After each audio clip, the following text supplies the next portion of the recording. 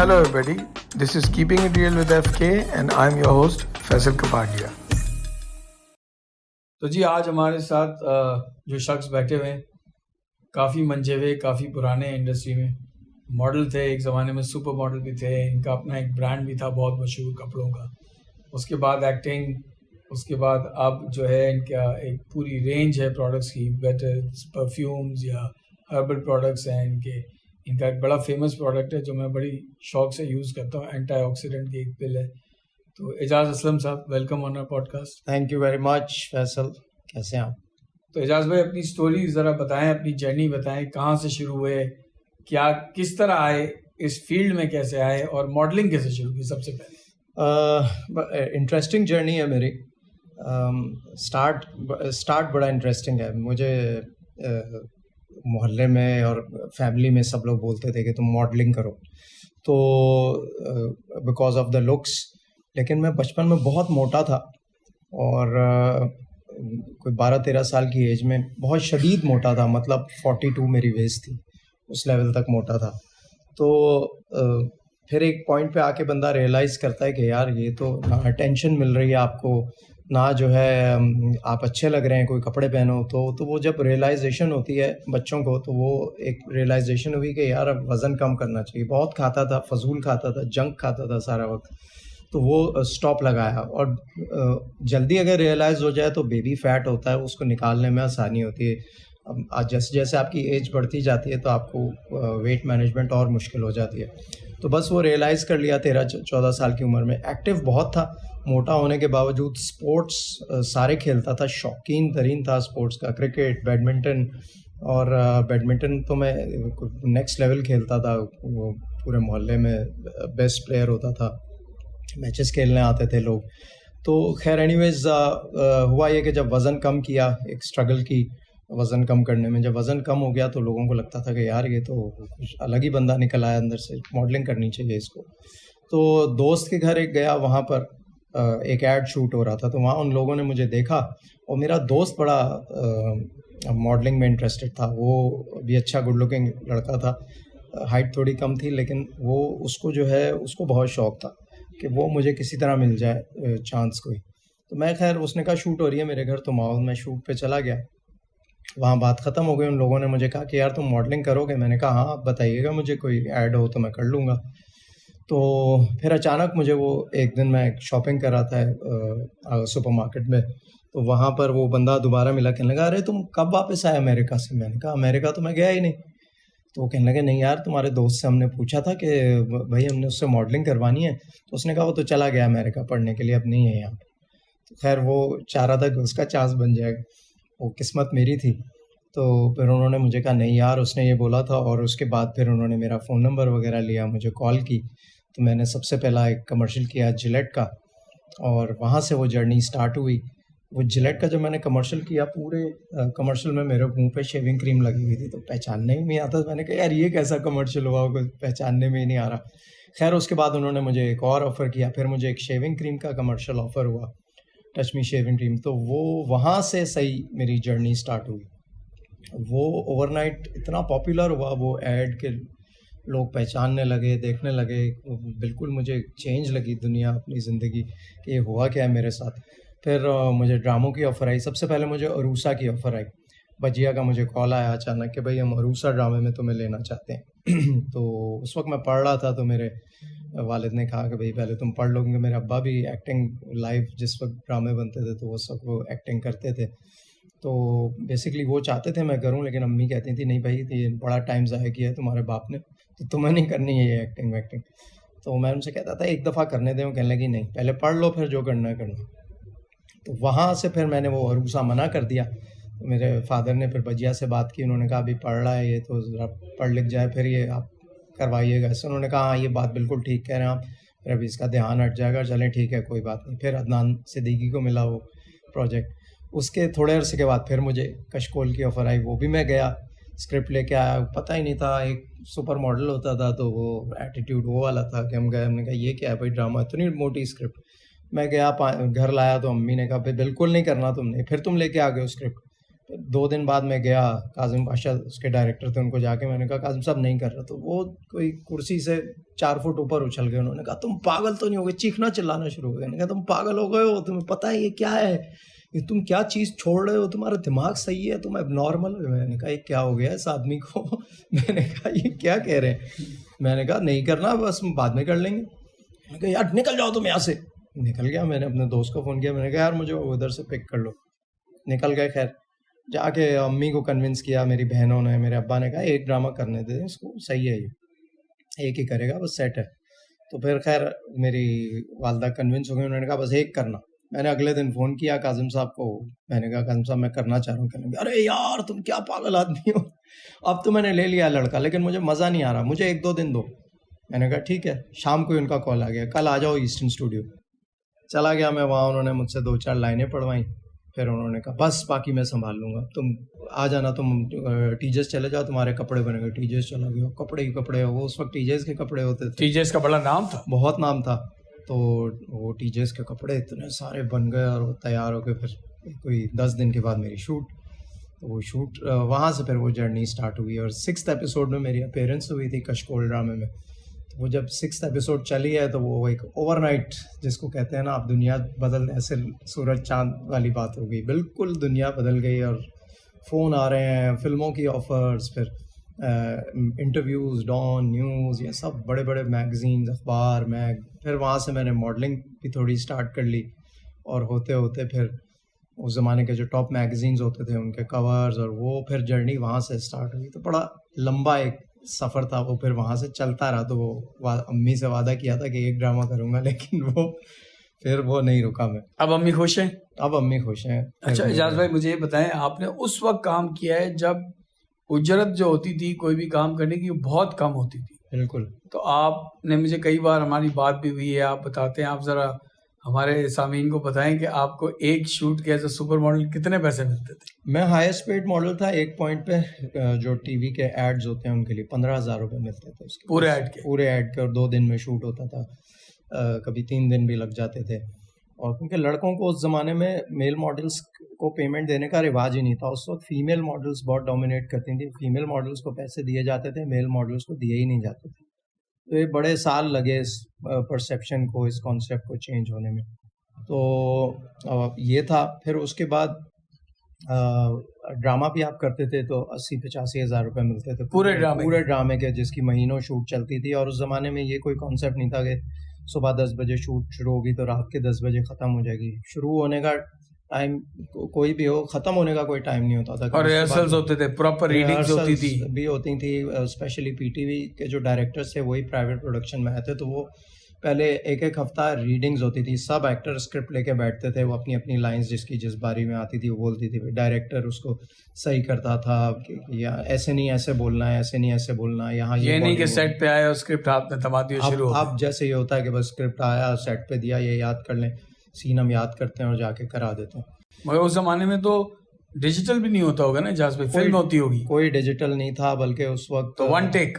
उस वक्त ये होता था कि वो देखते थे, मॉनिटर होता था, और अब भी होता है मॉनिटर तो खैर, लेकिन उस वक्त वो टेप होती थी, टेप के ऊपर होता था ना सब काम। वो हाँ, फिल्म होती थी कैमरे के अंदर, और वो बहुत महंगी होती थी। हाँ, वो यूमेटिक कैमरास होते थे। उसके बाद वो बीटा आया, फिर वो थोड़ा डिजिटल, फिर कार्ड पे कन्वर्ट हो गया। फिर अब तो खैर लेटेस्ट टेक्नोलॉजी में कैमरास, लाइट्स, इतनी चीज़ें आ गई। उस वक्त बड़ी बड़ी लाइट्स होती थी, उनकी हीट, और बहुत वो मुश्किल काम होता था। खैर वो हम करते थे। तो बस ये इस तरह ग्रोथ होती गई, हम देखते गए। हमने वो टाइम भी देखा कि वो लैंडलाइन फ़ोन होता था, फिर उसके बाद मोबाइल आए बड़े वाले, उसके बाद जो है वो फिर मोबाइल छोटे होते गए। पहले वो लंच बॉक्स मोबाइल आया था, उसके बाद होते होते होते छोटे छोटे, अब तो फिर वो स्मार्टफोन पे आ गए।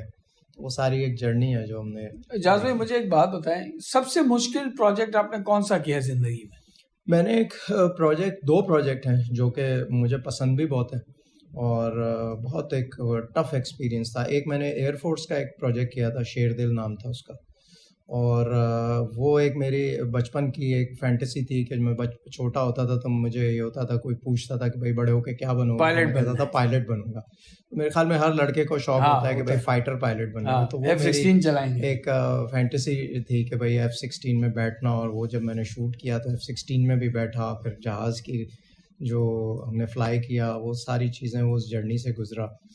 वो एक बड़ा मेमोरेबल एक्सपीरियंस है, लेकिन बहुत मुश्किल, उसको शूट करना भी बहुत मुश्किल होता था क्योंकि एक्शन बहुत था उसमें।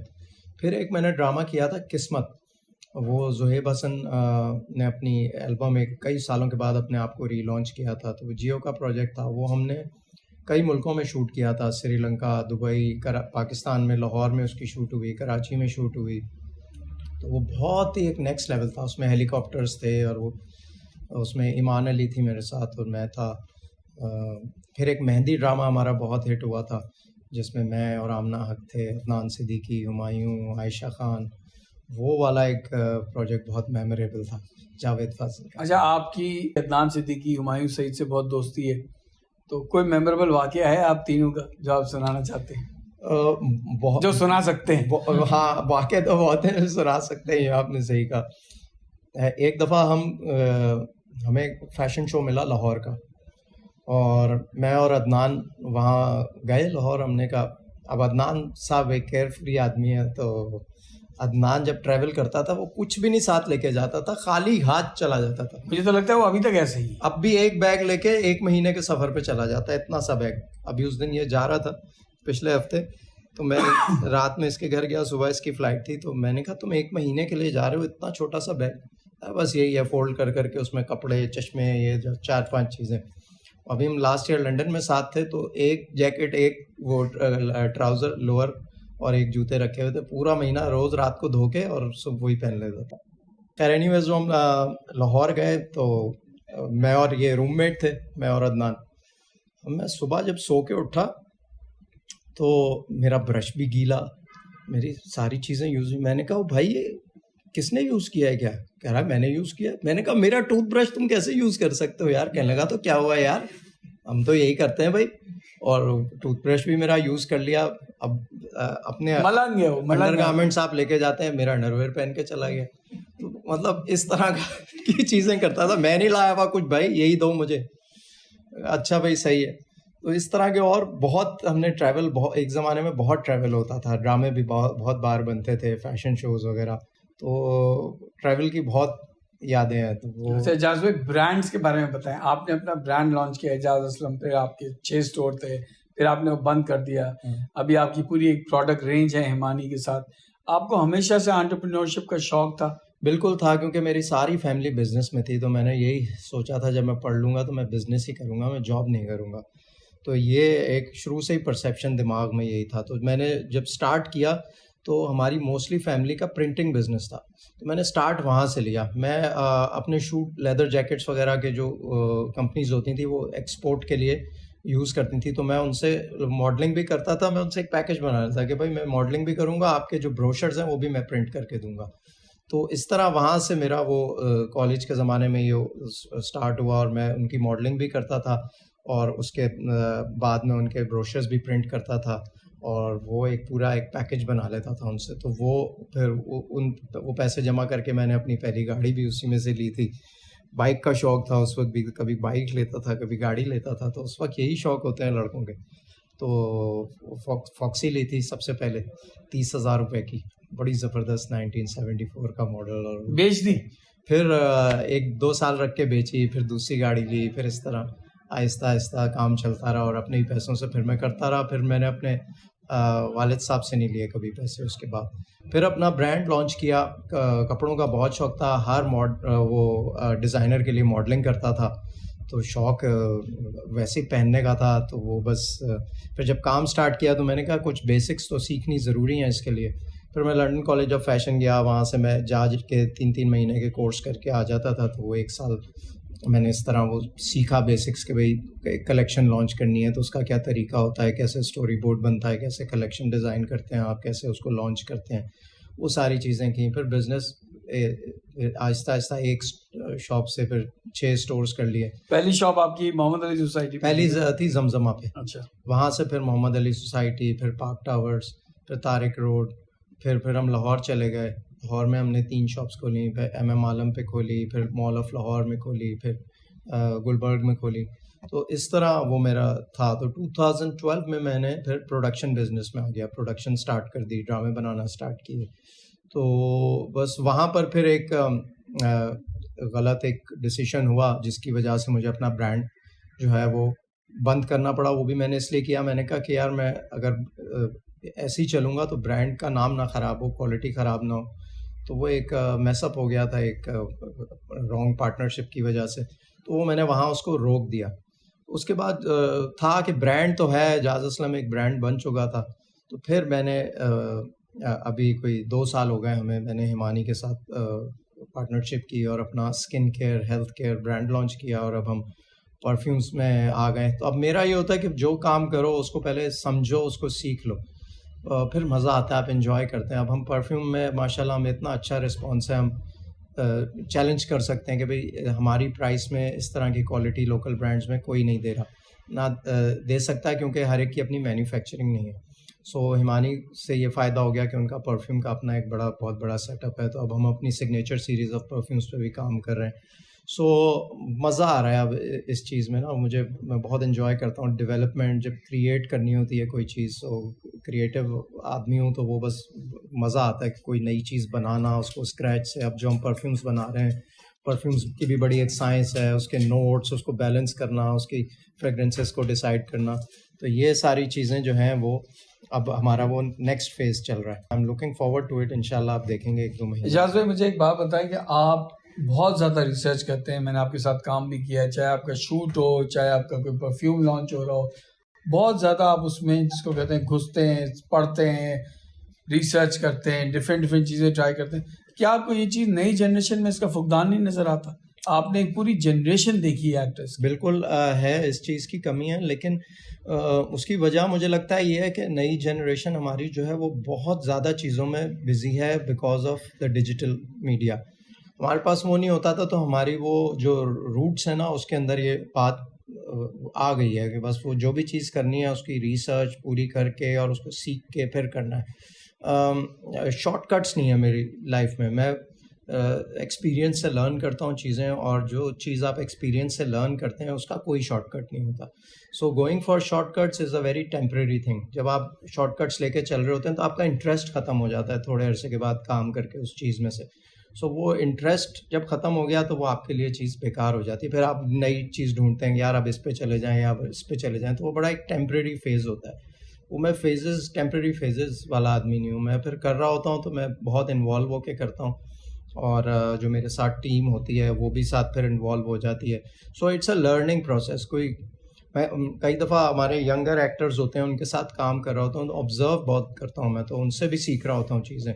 बहुत हर एक के अंदर कोई ना कोई पॉजिटिव चीज़ ज़रूर होती है। आप लोग ढूंढते हैं नेगेटिव चीज़ें कि इसके अंदर क्या है, आपको पॉजिटिव चीज़ें देखनी चाहिए। तो आप अपने जूनियर से बहुत सीख रहे होते हैं। कई दफ़ा उनकी जो नई जनरेशन है हमारी, वो उनको आजकल की चीज़ों का पता है, तो उनसे आप वो चीज़ें सीखें। सो आप फिर उनको मिक्स करें, कंबाइन करें। आप अपनी एक सोच होती है, आप उसको साथ मिलाएं, तो वो फिर आप ग्रो करते रहते हैं। वरना मेरे साथ पूरा मेरा इतनी बड़ा एक जर्नी है, इसमें बहुत सारे लोग आए और आज कोई जानता भी नहीं है उनको, चले गए।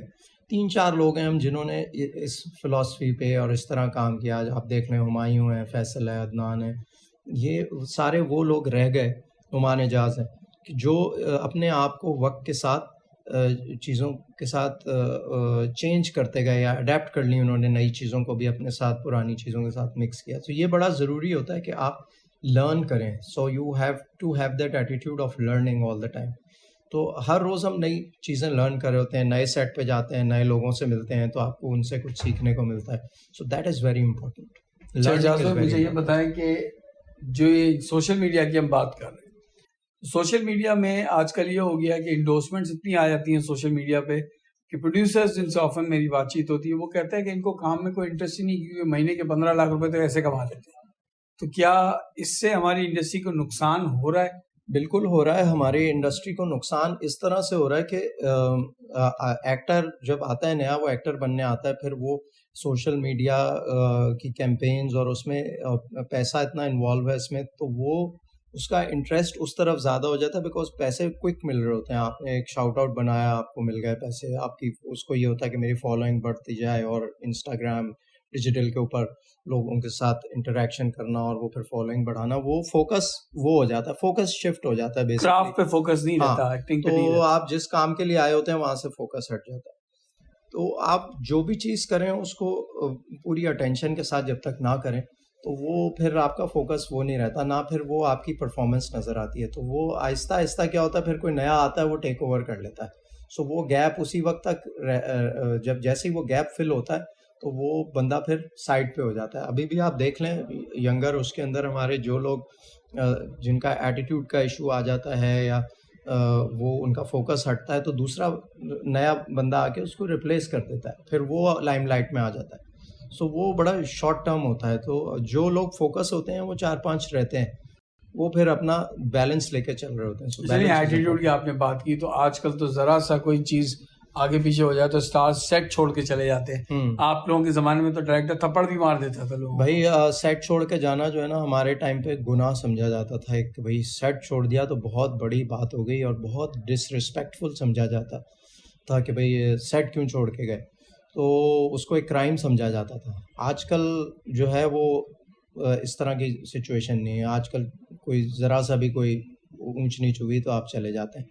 निगोशिएट करना चाहिए, कोई प्रॉब्लम है उसको एक्सप्रेस करना चाहिए, जो सही आदमी है उससे बात करनी चाहिए। अगर किसी सेट पे कोई प्रॉब्लम आ रही है स्टाफ की वजह से, क्रू की वजह से, तो जो प्रोड्यूसर है उससे बात करनी चाहिए और उसको सेटल करना बड़ा ज़रूरी है। लोग सेटल नहीं करते, बस वो एक एटीट्यूड दे के चले जाते हैं, फिर भाग रहे होते हैं बेचारे, कभी यूपीए के चक्कर, कभी वो। तो वो सब नहीं करते, बहुत कम लोग हैं जो करते हैं। फिर वो आहिस्ता आहिस्ता क्या होता है, लोग ज़रा अवॉइड करना शुरू हो जाते हैं। फिर वही बात है, जहाँ उनको रिप्लेसमेंट मिलती है फिर वो कहते हैं यार अब नहीं करना इसके साथ काम। सो इस तरह होता है और फिर वो लॉन्ग रन में नुकसान होता है इसका उसी बंदे को। फिल्मों में क्यों नहीं गए? फिल्मों की मुझे शुरू में बहुत ऑफर्स हुई, लेकिन मैं बड़ा शाय होता था और मुझे लगता था कि मैं वो डांस नहीं कर सकता ठीक, और वो तो मैं अवॉइड करता था हमेशा। अब जब जिस तरह फिल्में दोबारा रिवाइव हुई है इंडस्ट्री, तो अब जिस तरह की फिल्में बनी है, एक मैंने की हुई है वो it's like an art film, तो वो मैंने कर रखी है, लेकिन वो अभी मुझे नहीं पता कब आएगी। सो मुझे जो है ना अब कैरेक्टर्स करने में मज़ा आता है, क्योंकि कैरेक्टर्स ही लोगों को याद रहते हैं और लोग देखते हैं, चाहे ड्रामा हो चाहे फिल्म हो। सो कोई अच्छा कैरेक्टर ऑफर हो तो मैं अभी भी करूँगा। I like doing negative roles, क्योंकि उसमें आप अपनी पर्सनैलिटी के बिल्कुल ऑपोजिट काम कर रहे होते हैं, प्लस ये कि आप उसमें वो चैलेंजिंग भी होता है, मार्जिन एक्ट करने का बहुत ज़्यादा होता है। चीख ड्रामा था जैसे मेरा, उसमें एक कम्प्लीटली नेगेटिव रोल था और वो ग्रेजुअली बिल्डअप होता है, फिर उसका जो है वो उसका एक ग्राफ इस तरह था कि वो जो करता है उसकी सज़ा भी उसको वही मिल रही है। सो वो it was kind of a very challenging role, और बहुत वो भी था, वो इंस्पायरिंग भी था, बहुत सारे लोगों के लिए लेसन भी था उसमें, तो वो मुझे बड़ा मज़ा आया करने में। सो हाँ, कैरेक्टर हो तो मैं ज़रूर करूँगा। अच्छा जाज भाई, बेस्ट एक्टर आपके लिए कौन है? आपका फेवरेट एक्टर कौन है, पाकिस्तान में या कहीं पे भी हो? एक्टर देखें, मैं इसको इस तरह देखता हूँ कि कहते ना हम इसके फैन हैं, आप किसके फैन? देखिए जो बात यह है कि एक्टर बहुत सारे हमारे हैं जो बहुत अच्छे अच्छे एक्टर हैं, और मुझे लगता है कि जज इस तरह एक्टर को करना चाहिए कि अगर एक रोल आप एक एक्टर से करा रहे हैं और दूसरा भी वही करता है, तब पता लगता है। अब ये किस्मत होती है या अपॉर्चुनिटी की बात होती है, किसको क्या रोल मिलता है और वो परफॉर्म कर जाता है। तो वो हो सकता है वो दूसरे एक्टर को वो अपॉर्चुनिटी ना मिले, लेकिन एक्टर वो उससे बेहतर परफॉर्म कर सकता है। सो ये अपॉर्चुनिटी और वक्त की बात है।